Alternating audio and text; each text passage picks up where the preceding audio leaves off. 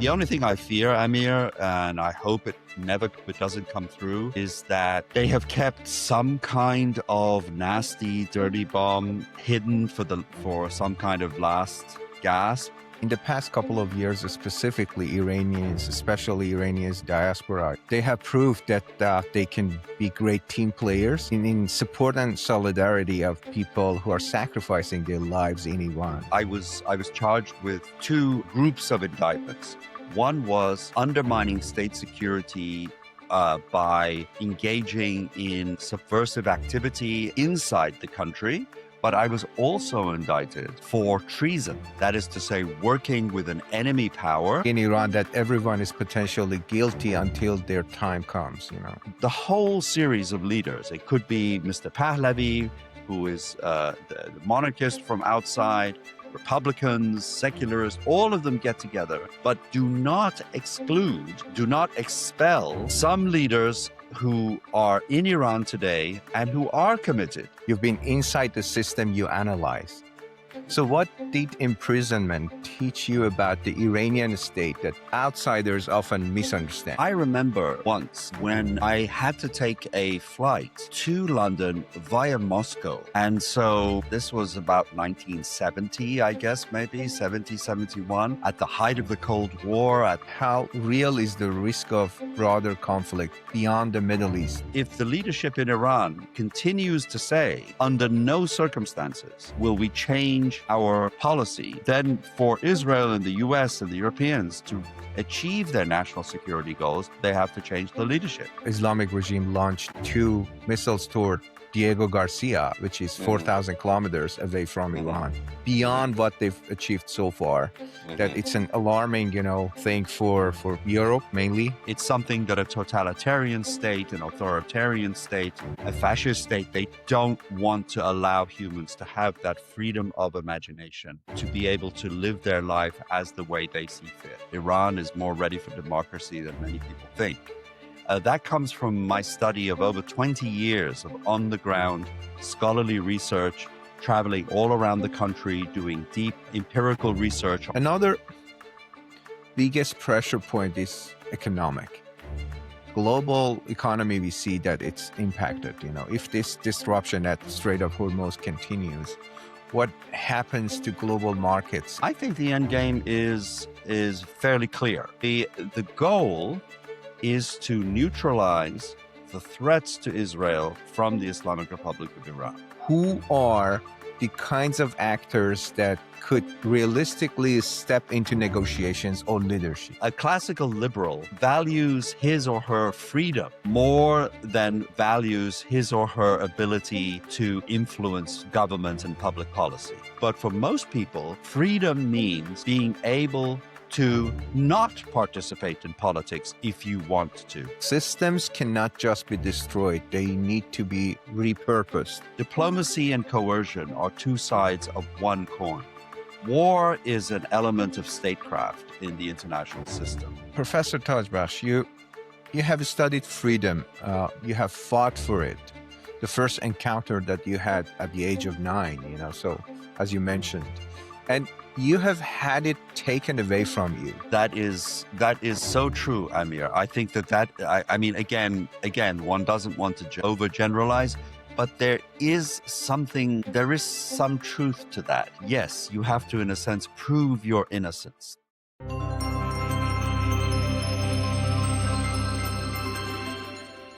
Welcome back.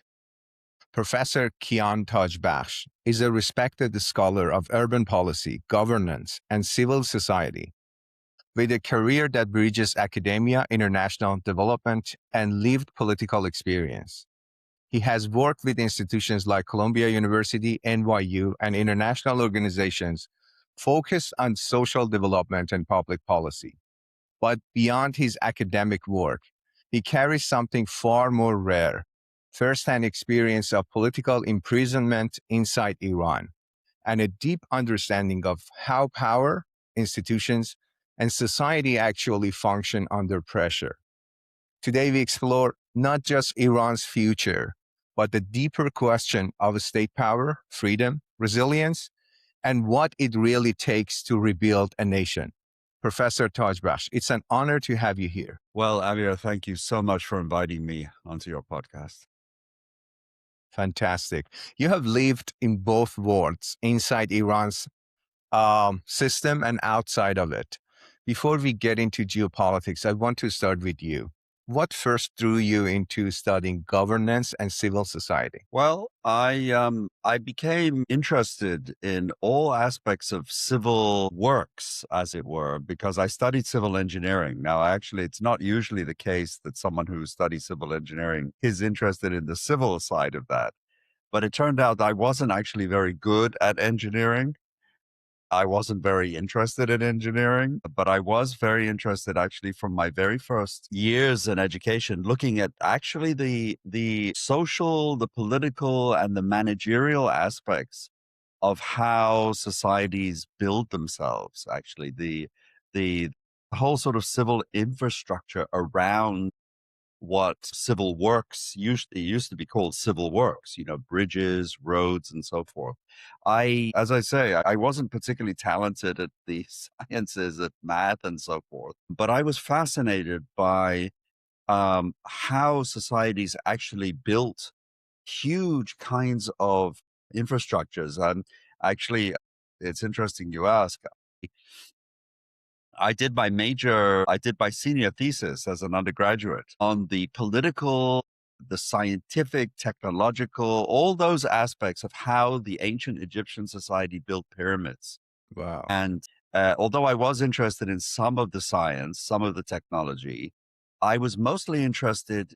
I became fascinated by looking when I was researching that to discover all the different political and economic and managerial aspects of how this society actually how they actually collected all the materials, how they collected the people who were Right. mostly slave labor, and the idea of slave labor, and who was the managers, who were the organizers of this, and what was the motivation and the logic of building pyramids. And it turned out to be much more fascinating than I initially thought. So, Amir, that's an interesting question. I think this is the first time ever I've actually thought about this and Because actually it's explained, always, yeah, but that's where it came from, and it just continued from there. I really love that. It is fascinating how you started and how it continued. So, that being said, was there a moment early in your life that shaped how you think about power and freedom? There was actually, and again, it's one of those iconic moments. When I was around the age of 9 or 10, I think, I was studying at English boarding school. My father lived in Iran, in Tehran. He worked for the Shah's government.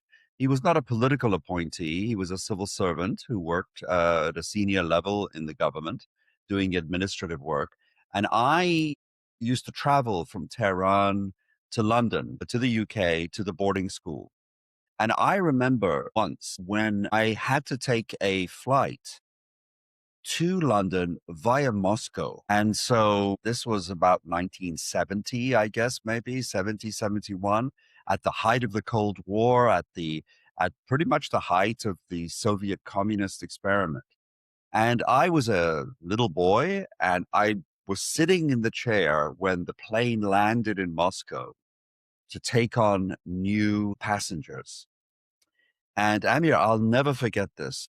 I remember a man sat down next to me. He was wearing full Soviet Army uniform. And as soon as the doors closed and it began to go down the runway and it took off, I heard him say, I guess it was English, with a big sigh, freedom. Wow. That Wow. has stayed with me ever since I was a child. Now, interestingly enough, I had an emerging intellectual context to understand this. And that was mostly my mother, my parents had separated. My mother had moved to New York City, and she was very interested in left wing socialist thought. Her father, who had been a a businessman and I think a technocrat in Iran. He had introduced her to the thought of Fabian socialists. These were 19th century socialists who were very aristocratic, upper class, and thought that, the dealing with the poor of the country was very important. That they were mostly English at the time. My mother had imbibed these and took it very seriously, and she would talk about it with me and my brother. And she had a lot of friends who were on the left, on the more left wing side of the ideologies. And I heard about this. I never myself followed that kind of very left wing point of view, but I did hear a lot about the questions of social justice, questions of equality, and questions of freedom. And I remember I put these two together, this very palpable experience of someone who was very mysterious to me. He was a Soviet and very scary, a scary communist, a soldier, but it was so incongruous to hear him say, and feel freedom. And from that moment, I always became fascinated with that. And I think it went into me. And and the books I read, the novels I read were, yeah, I always resonated with those aspects of it in which people strove to become something new or they were escaping some kind of constraint. And the idea of a free world really did appeal to me. So I think that was a very formative experience. Thank you for sharing that. So I love it. It's so fascinating how your philosophy and way of thinking is shaped. You have experienced something very few scholars ever do. You've been inside the system you analyze. So, what did imprisonment teach you about the Iranian state that outsiders often misunderstand? I don't want to be glib about it, but Iran is not for beginners. Let's put it this way. What I would say about Iran as a country is that it is actually much more opaque. It's harder to decipher. It's harder to understand. It's harder to grasp. If you could imagine, a lot of people emigrate to the United States and find a life here and forge a life here. Very few people emigrate to Iran, a country like Iran. I think it's very difficult to fit in. It's very difficult to find your way to fit in. And I think that there's a thickness, there's a viscosity to the culture, which requires a lot of tacit knowledge. I think that's what I would say about Iran and Persian culture. Tacit meaning it's sort of hidden behind everyday words. It's not straightforward. And that's why it's actually very difficult. And I think you can get tripped up. And I think that's, if there was one big kind of experiential thing I learned about the country, it was that actually navigating it, its legibility is very hard. It's like learning Chinese, I guess. It would be thousands of different characters, which are very, very different. And Persian looks simple. I mean, the culture looks simple. It's very hospitable. It's very warm, but there are layers and layers and layers of complications which trip you up. I think that's the I think that's the thing that took me away. This is not a criticism. I'm just saying it's very hard to navigate. It's like a landscape that has a lot of beautiful like scenery, but there's a lot of like cracks or rocks you can trip up in. And I certainly did trip up, right? I totally understand the complication that you mentioned. So, this is a great point. If someone from the outside really wants to learn and understand Iran, Iranians, their culture, very briefly, how should they do so? Well, I guess I would say the first thing to do is they would have to go live there. Um, uh, I, because because one thing I've learned is that there is in Iran a artistic culture and there is a kind of social culture. What most people see and what they admire very reasonably usually is the level of artistic culture, literary culture, symbolic culture, visual culture, and other kinds of maybe kind of hospitality related culture. In other words, the poetry of Hafez, the beautiful miniature paintings, beautiful calligraphy. I guess, like you could see behind me, I have a beautiful calligraphy. The food, the hospitality, the kinds of very formal etiquette that is used in interactions between people. But the reality is that that's what I would call the aesthetic or the artistic culture of the country. That's what most people see and they Right. interact with the media, what they interface with first. But the culture is what really makes the social and political aspects of the country run. And that is very and that's not obvious, and it's not easy, and it's not always understandable or pleasant even, but it's like any culture. But it is sort of like it's that big amount which of volume which is under the water, the iceberg that is hidden under the water. Right. So you have first-hand experience. How does power actually operate behind the scene, beyond ideology and slogans? Well, I mean, power in Iranian culture, uh, behind ideology and the slogans. When I say the Islamic Republic is not a normal country, I mean it in its literal term. I mean, when the assumptions, the foundations of the regime, the government that has been running the country since 1979. What I discovered when I was in prison, and often actually talking with people outside who weren't part of the regime, is that, but certainly this is true of the people who are in the regime. It's like they're living in a parallel world. And many of the assumptions with which they understand the world, see the world, would seem like upside down to a westernized mind.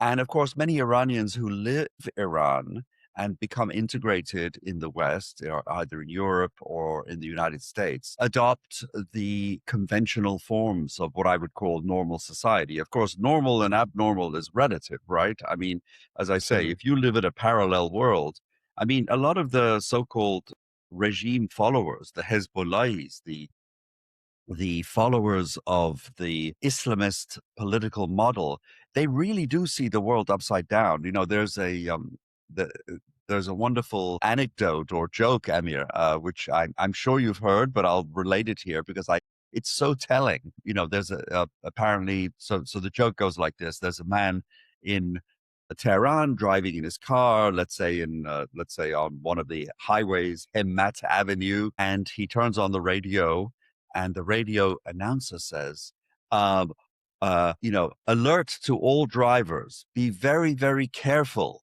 There is a car driving in the opposite direction, in the wrong direction on the motorway. The man is startled. He rolls down his window and he looks outside across the old border, and he says, "One car driving in the opposite direction. All the cars are driving in the opposite direction, in the wrong direction." Right? And Absolutely. Yeah. in fact, that was actually an anecdote. Apparently, one of the German, I think it was a German foreign minister, actually said to Zarif, who was the foreign minister of the Islamic Republic, I mean, the Islamic Republic really does believe that everyone in the world is driving in the wrong direction on the motorway, and only they are driving in the right way. And they believe that only the Iranian Islamic regime is the right one. Everyone else is wrong. Every law, every other kind of way of living is wrong, and they are the right ones. And this is And the result of that. Yeah, we can see that. yes, that's right. And so this is something in the psyche, and I think there's something. I mean, I don't like to speculate too much in terms of very long historical kinds of narratives, but it is amazing, Amir, if you go back to read Herodotus, the Greek historian who wrote about the Persian Wars, the Greek-Persian Wars. The way he describes the Persians then, it's remarkably familiar. It's sort of like uncanny. If you can actually, the idea of being very flowery in the speech, also the idea of giving a lot of flattery, tamalluq, right? Tamalluq, and also being very proud and conceited in a way. and also lacking a sense of irony and self reflection in terms of, laughing at oneself and, taking one very seriously. There are these elements in Persian culture which strike me. They're not the only one. I don't want to make a huge generalization, but I Right. think this crystallizes into this Islamic regime that they are right and they have a right to use violence and to be able to repress people who oppose them. And so that's why you have this revolutionary totalitarian type of regime, and that's the way power works. And me being in prison was a pure expression of that. You belong here. I mean, what I felt very keenly was they were telling me, you do not belong here. You don't belong in this country. You don't belong in this regime. We don't want you. We don't value you. And that's a way in which power is very abusive, I think. And I felt very abused and I felt completely devalued by that system, not by all Iranians, but by that system. But also Iranians were also, I have to tell you, Iranians can be a little bit xenophobic. They can be a little bit suspicious of people from outside. But that gets very accentuated in the regime. If you don't mind, what were your indictments back then? Yes, well, I was indicted for undermining state security. So it is actually an article of the Islamic Penal Code, and it was. So there are two types of. I was charged with two groups of indictments. One was undermining state security by engaging in subversive activity inside the country. So Tabani and other types of collusion and collaboration with people to hurt, insult the regime's leadership, to undermine the foundations of the Islamic Republic, the assumptions and so forth. But I was also indicted for treason. That is to say, working with an enemy power and working for an aggressive enemy power that wanted to overthrow the regime. So that that indictment carried the charge of capital punishment and death. Well, the first one did also, actually. But of course, they weren't going to just for most people, they weren't going to insist on that. Although, of course, they do execute many people who they feel they've just done that in the last few weeks. There is Who a they famous felt that saying in Iran that everyone is potentially guilty until their time comes. that is so true, Amir. I think I mean, again, one doesn't want to overgeneralize, but there is some truth to that, It's about like, yes, you have to, in a sense, prove your innocence. I think I think that puts a finger on something important. It's very unfortunate and lucky you survived. So Yes, thank you. you've often emphasized that Iran is not just an authoritarian regime, it's an organized system. What makes the Iranian state resilient despite pressure and crisis? I don't know how successful they're going to be this time. Well, I mean, I think I would have to say the first element that gives resilience is ideology and almost fanatical religious faith. I mean, that's, if you believe that, if you have a level of conviction that is so strong, that is obviously going to make you very resilient. So that's just that's one element. And of course, your resilience includes, which is very unusual for Western way of life, the idea of martyrdom in the path of good work, in the path of God, fi sabilillah, they say, right? So, I mean, in the path of God, if you are martyred, so I mean, obviously, this makes a very resilient person, right? They can suffer a lot, and especially if you feel as most, and I would probably say all pious believers do, that suffering is actually a sign of it's a Purification challenge. of Yes, your sign of your purification. It's a sign of your resilience. You're showing God that you're resilient. So the idea of suffering is not necessarily a bad thing in that respect. So that makes you very resilient. The other thing that I think makes the Islamic regime very resilient is an extraordinary degree of, I think, social understanding amongst Persians and Iranians. I don't mean just Persians, I mean all Iranians. And what do I mean by that?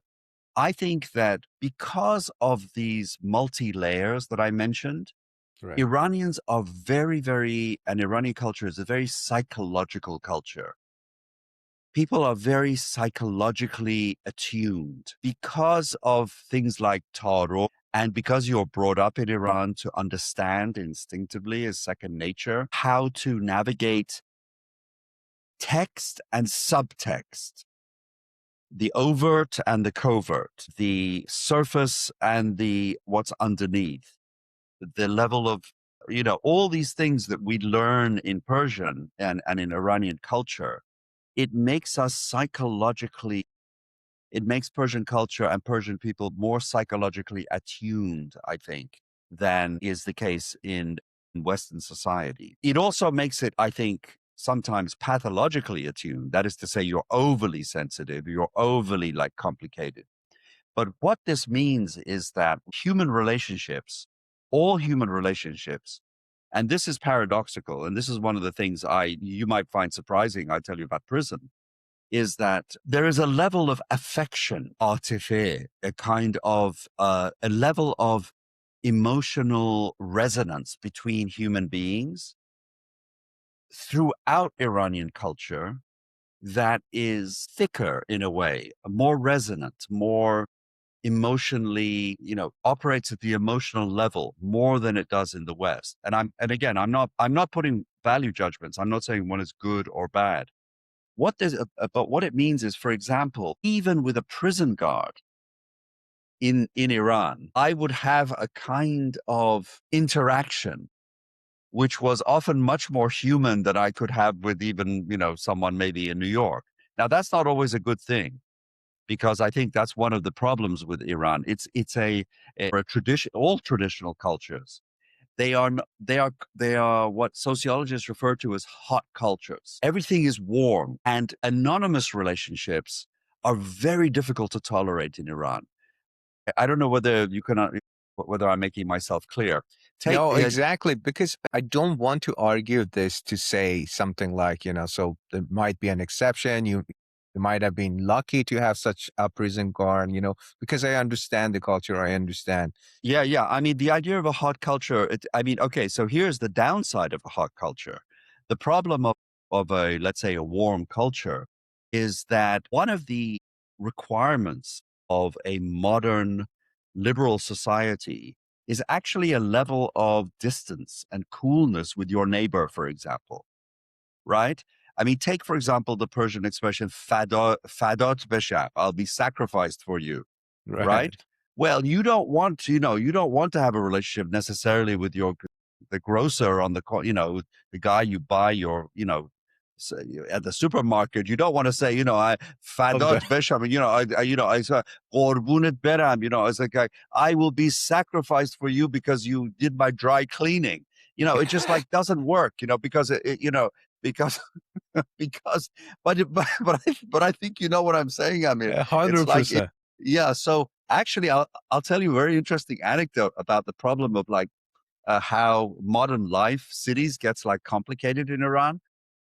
So in a modern society, and I don't saying this is good or bad, but it is necessary for modern complicated societies to have a level of an anonymity and coldness in which our relationships are relationships of citizens and neighbors and so forth. And then you have warm relationships in which you have deep friends. Let me give you an example. In a modern society, right, you want to be able to cross the road and feel safe that you're going to, be alive when you cross the road because the car is coming, right? Now, the reason why we do that in a modern society, we can do that in a modern society, is because we have a convention, we have a rule, which is sort of like, this is the zebra That's right. crossing or whatever it's called, and this is the light. That's all we have to know, right? Is if the light is mine, I get to cross it, and if you're the driver, you have to stop. Now, in Iran, it doesn't work that way. I mean, people are better now, but I think many people would recognize what I'm saying. Actually, no one stops for a pedestrian crossing in Iran, right? I mean, they just go, and people cross the street anyway. And there's this little dance where you don't look at the driver and he doesn't look at you, right? Because he wants to go as fast as he can, and you want to cross, and you know, if you're the person walking across the street, that the only way you can get the car to stop is actually to look at the driver in the eye. And what happens in Iran is that as soon, the guy could be driving at 60 miles an hour. He's perfectly willing to, mow you down. But as soon as he sees you, what does he do? He slams on the brakes and he says, "بفرمایید." I know. Now that's sociologically very interesting because he actually respects you. He respects you. He doesn't want to kill you, drive you over, but he respects you as as someone he can understand in personal terms. He doesn't understand you in impersonal terms. So this is maybe just an example of the complication of I really understanding love it. Iran. You're touching some subtle aspects of, so daily culture that we experience there. Right, So right. if this pressure on Iran, on this Islamic regime, let's say, continues, where do you expect the first real cracks to appear? Good question. I mean, it's a good question. I it's hard to say exactly, but I think that we're going to see it probably in some of the lower ranks of maybe the Artesh. Although I don't want to exaggerate that. Some people, I think, mistakenly think the Artesh and the Sepah are sort of so completely different, but they may be a little bit. But I think at some level, you're going to see some cracks at the medium and lower level of the military ranks. I think you might see some cracks amongst maybe some clerics or technocrats who are in the corrupt economic system, who feel that their money is going to be lost. But I think the cracks will come probably not so much psychologically from the core true believers, but from basically the organizational system will fall into disarray. They won't be able to communicate with each other. I mean, even now, for example, they say that the IRGC, the Sepah, has activated what they call the Mosaic Doctrine, which is this decentralized system where each ostan, each province, has its own commander. I mean, that gives them resilience in the short term. But over time, if they really are more and more autonomous, they won't be able to coordinate with each other. And when they're left alone, then they will not be able to get any backup, and they'll just maybe not give up and refuse to follow orders to shoot protesters, for example. The other place I think you'll see cracks, and it's hard for me to tell. I have some family, some distant family, who are very, very, mostly on my wife's side, who are very, very pro-regime, very religious, very fundamentalist, very pro-regime. I somehow cannot imagine them picking up weapons and fighting in the street if the regime collapses. And it's just some protesters on the one side and there's a pro-regime ordinary people on the other, non-military people on the other. I think these non-military, very religious pro-regime people will just go home because I don't think they're really ready to fight. I may be wrong. I hope I'm wrong. Right.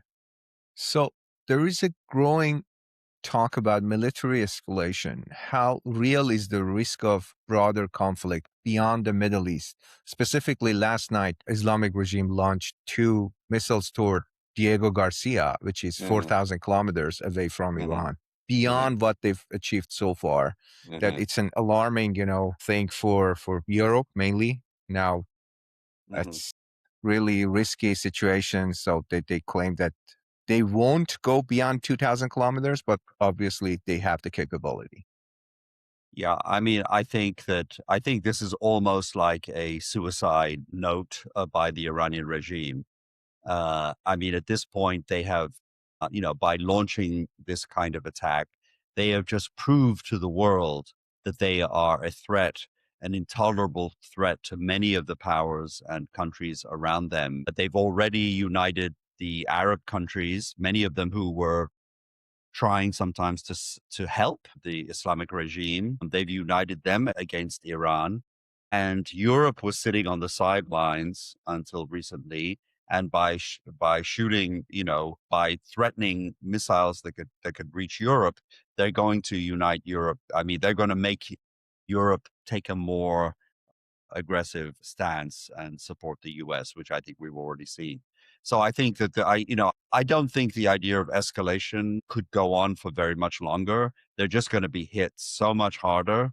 I mean, now by the US and Israel and probably Europeans. The only thing I fear, Amir, and I hope it doesn't come through, is that they have kept some kind of nasty, dirty bomb hidden for some kind of last gasp. I hope that never happens, but I think the regime is sealing its own fate basically by doing this. That's a very concerning thing, even to think about. If another biggest pressure point is economic, global economy, we see that it's impacted. If this disruption at Strait of Hormuz continues, what happens to global markets in the short term? Well, in the short term, there's going to be disruption. Obviously, there's a large increase in the price of oil, but frankly, I think that President Trump is acting like a very classic statesman, in which short-term economic considerations are not playing a major role. He knows that everything has a cost. This is something he's decided to undertake. He will absorb the costs. He will go to the American people, he will go to the European people, and he will say that this is a cost that we have to absorb in the short term for a long-term economic prosperity. And I think that's not an unreasonable forecast for to make. And frankly, I think with this level of asymmetrical military power, I don't think that the Islamic regime will last for more than 2 or 3 weeks. I mean, in the sense of having any offensive capabilities. I mean, I think pretty much all their weapons will be either, used up or had been destroyed. And very likely the US and Israel are going to send in ground troops to secure any of the uranium, the things that could, possibly be used for a nuclear weapon. So I think that there will be short-term escalation. I could imagine that the Islamic Republic and the IRGC are holding some kind of weapons. I mean, the big things to worry about is one, as I mentioned, a kind of dirty bomb, some chemical weapons, which they might launch onto. I hope this never happens. But also like something like a very advanced anti-ship ballistic missile that actually hits an American aircraft carrier and damages it severely. You know, that's a cost of war. That, obviously, any army factors that in, and if that happens, there are only two options: you go bigger or you give up. And I don't see President Trump giving up at this point. So he would just double down and just hit the Islamic Republic harder. It's very, very frightening to even mention it. If they want to go bigger, then there would be a possibility of using tactical nukes, which is The Americans, horrible. They're even Israelis, so everyone I knows they have it. I think from everything I know, I mean, of course we wouldn't know, but I would be extremely, extremely surprised that if there was any even talk about that there's no need to do that. The conventional weapons they have are so big and so strong, and it doesn't really help because what they need to do is they need to pinpoint taking out the launchers, the factories that produce the missiles, the drone factories, and the drone fields themselves. In the recent days, I Yeah, hear that on the media more frequently. I don't know, it's for public opinion, yeah, I think it's so. preparation, I or think it's almost impossible. I mean, I hope so. one would pray that that would never happen, but I doubt very, very much that there's no need. I mean, I think the Islamic Republic military offensive capacities are almost. I think they're probably almost at 90% destroyed now. Why would you want to? Why would you want to ruin a conventional campaign? You're right. The only complication that remains on the table is this choke point that they're holding, Strait of Hormuz. But considering the thousands of Marines that are coming to the Middle East, Yes, I and think that'll be open. I think that'll be open within the next 2 weeks. okay, okay. So is that fair to say that this coalition, European countries plus Japan, who agreed to join this task force of reopening or Hmm. keeping the strait open, so Hmm. that would be effective? I would say 80%. I would give it an 80% probability that it will be effective. Okay, good. So there is a lot of speculation about the strategy, but very little clarity. What do you think is actual end game for Israel? I personally, from what I'm reading and following as closely as I can, I think the end game is fairly clear. The goal is to neutralize the threats to Israel from the Islamic Republic of Iran. Does that mean a change in leadership? Well, that in a sense depends on the leadership. It depends on the regime. If the regime gets to a point where they say, okay, we've had enough, we accept your terms. And by the way, everyone talks about there's a lot of think tanks in DC are, misguide a lot of American people. There's a lot of Iranians too who, end up being supporting the Islamic Republic in effect. The discussion between war and diplomacy, for example, it's often mistakenly framed as it's either one or the other. It's never either one or the other. Diplomacy and coercion are two sides of one coin. War is an element of statecraft in the international system. Currently, all diplomatic options are on the table for the Iranians to respond to the preconditions, to the conditions or preconditions that President Trump put forward. He put forward three preconditions. Any Iranian leader at any point right now could come and say, "Okay, fine, we agree. We accept those.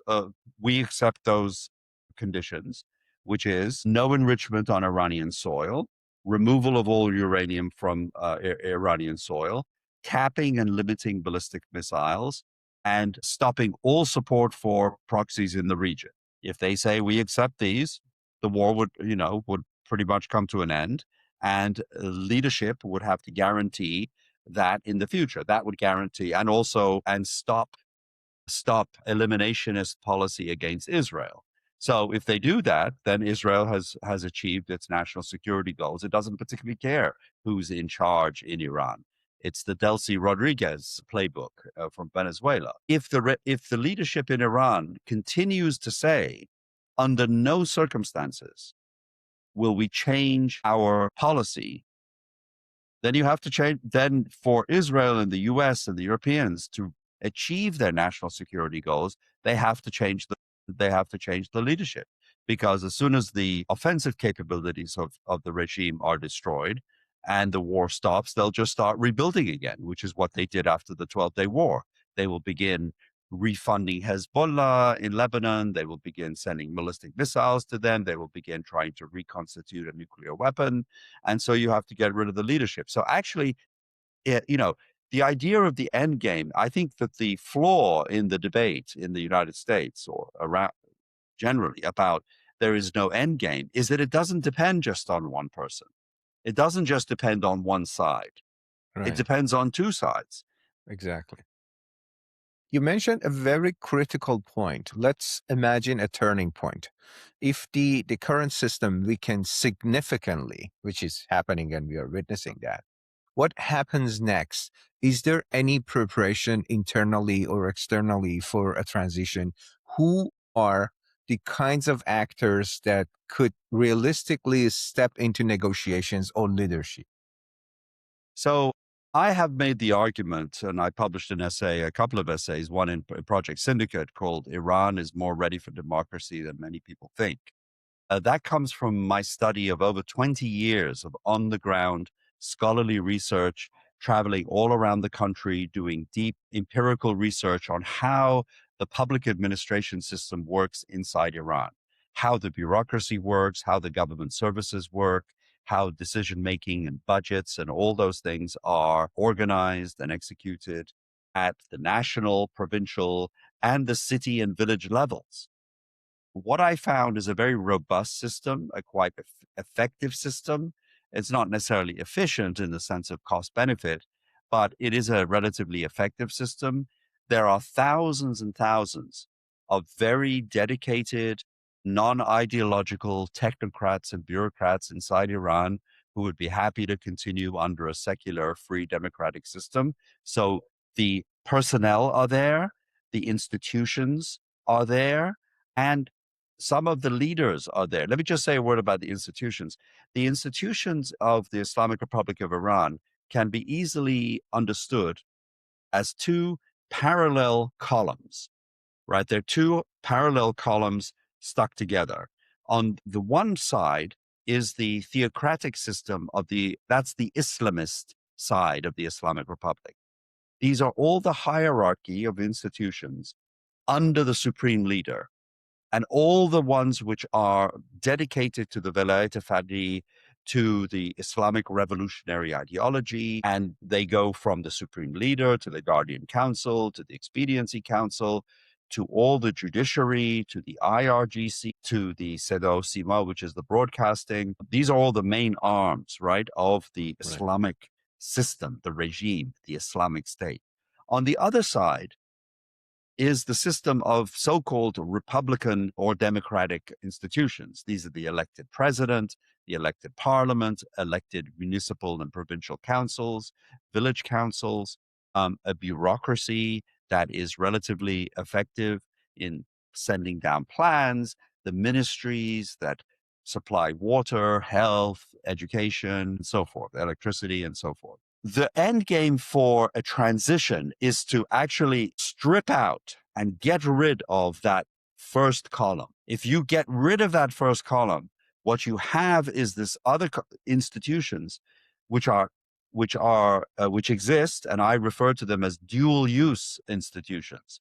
Right. They can be used for democratic Republican purposes, but currently they are co-opted by the Islamic regime. They are dominated by them. They're used as a weapon to control the society, as Yep. opposed to, yeah. So that's how I see it. So they are there. Those institutions are there. And there are also some leaders there. I'm happy to talk about them too. Right. You've made an important point. Systems cannot just be destroyed, they need to be repurposed. How much of Iran's current institutional structure can actually be used in a future system if you get rid of the first column you mentioned? Yeah, I feel substantially we are in a very, very advantageous situation. This is why Iran is not Libya, it's not Afghanistan, and it's not Iraq, because in those situations, those institutions either didn't exist or they had to be rebuilt or they had to be built from scratch. This is not the case in Iran. You can go to Iran right now and almost immediately go and see those institutions working. They are unfortunately under the control of the Islamist rulers. But I think that substantially that institutional body is there. And I think that is what will prevent Iran from falling into chaos or becoming a failed state. Now, the leaders, I believe, there's a lot of discussion amongst the diaspora about who should be the leader and who should not be the leader. My experience tells me that to actually run that system, it's like as if, imagine if that Iran has an old Paykan, the old Hillman cars, right? It's one of those interesting things about countries. Actually, Paykan was discontinued. The Hillman Hunter, I think it was called, right? It was a British car. It was called the Hillman Hunter from the 1960s. And that car was discontinued by the Hillman Motor Company sometime in the 70s, I think.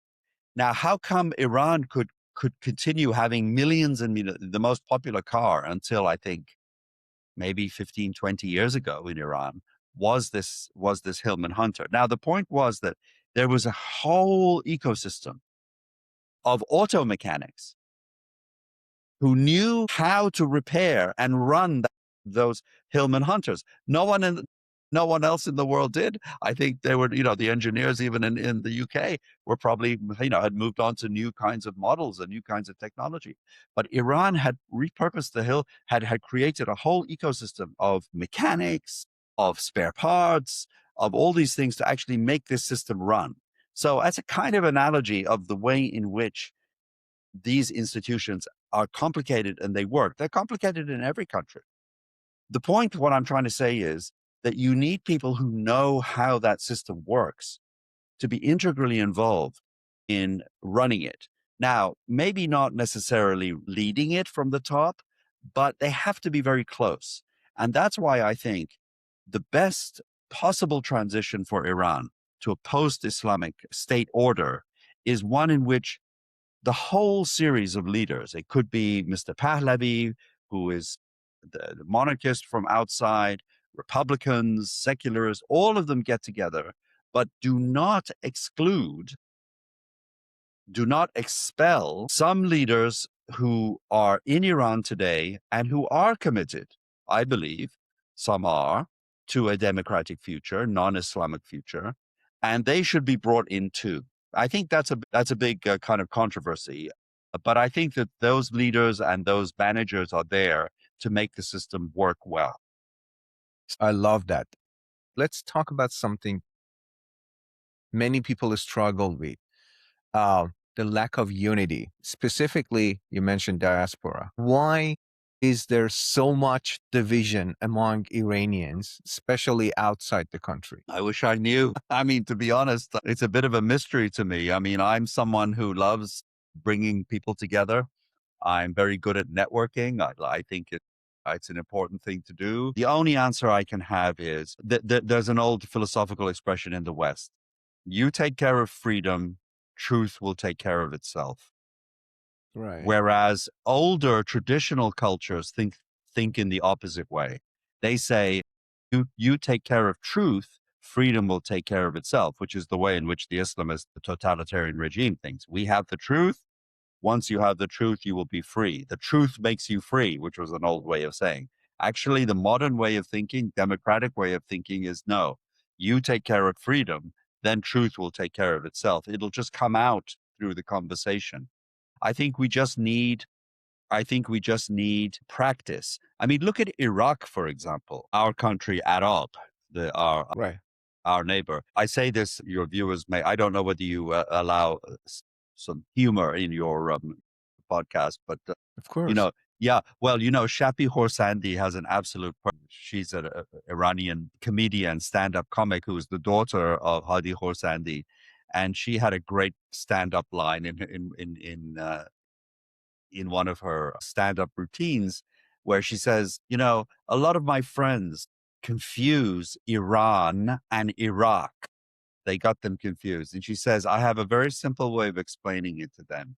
She said, I always say Iran is the one with the weapons of mass destruction, which I think was just like an absolute perfect line, but look at Iraq, for example. I mean, who would have thought Iraq, who never had democracy, who never had a pluralistic political system. Ever since the 2003 invasion, Iraq has had 7 elections. They have not committed genocide against their own people. They haven't launched a war against any of their neighbors. Yes, it has plenty of problems, and I'm leaving aside the US role in that for the moment. But the fact remains that they've had practice in circulating governments and having elections. And we just have to have practice. And I think that Iranians, what I saw of Iranians is that if the leadership gives them space, Iranians are actually tolerant people in the sense of being able to be open to hearing other people's point of view. And I think that space needs to be given, but it has to be given from on top. Right, absolutely. In the past couple of years, specifically Iranians, especially Iranians in diaspora, they have proved that they can be great team players in support and solidarity of people who are sacrificing their lives in Iran, especially. But as you mentioned beautifully, so we need to practice to listen to each other's differences, not to say you're either with me or against me. If Mhm. we can work on that, that would be a turning point, I believe. If I could bring a perspective in from social science and political science, one of Of course. it's very well known amongst Iranians that we have a what we call a rentier state because of the oil. And there is a way in which institutions and resources reinforce a type of psychology. And I think that when you have a single source like the government that gets the money from the oil and it doesn't need money from its people through taxes, then what happens is your relationship with power becomes the stakes are extremely high. In other words, you're either in or you can be out because the ruler, the ones that control the money, can cut you out or cut you in. Now, in a modern capitalist economy like the United States, most of people's everyday life, their livelihood, the money that we get to live our everyday life, doesn't come from the government. It comes from working in the marketplace. We have jobs, and Right. so what capitalism does is it allows, or a free market society does, is it allows people not to depend on the source of power. And when they don't depend on the source of power, in a sense, the government doesn't really matter that much to your everyday life. I mean, it does matter, but it's not hayati. It's not like it could actually take your life away or take your livelihood away for a majority of people. I mean, the proportion of people in the United States and Europe and modern societies that work for the government is very small, whereas in Iran, it's very large. So Right. I think one of the things that needs to happen in Iran to help incentivize a much more tolerant relationship with the question of policy and politics is for the private sector to grow, for people to be less dependent on politics. And so when they're having a political discussion and when they're having a political argument, they realize there's not that much at stake. All right, fine, we disagree, we can agree, disagree, so forth. So, the idea being that if I lose this round of the argument, I'm not going to be either killed or eliminated or put in prison or even, lose my livelihood. So then you I can love have it. more tolerance. So that's one point that I would just add that I think for the future of Iran is very important to grow the private sector so that people are less dependent on the government. Absolutely beautiful. So, Professor Tajbakhsh, you have studied freedom. You have fought for it. The first encounter that you had at the age of 9, so as you mentioned, and you have had it taken away from you.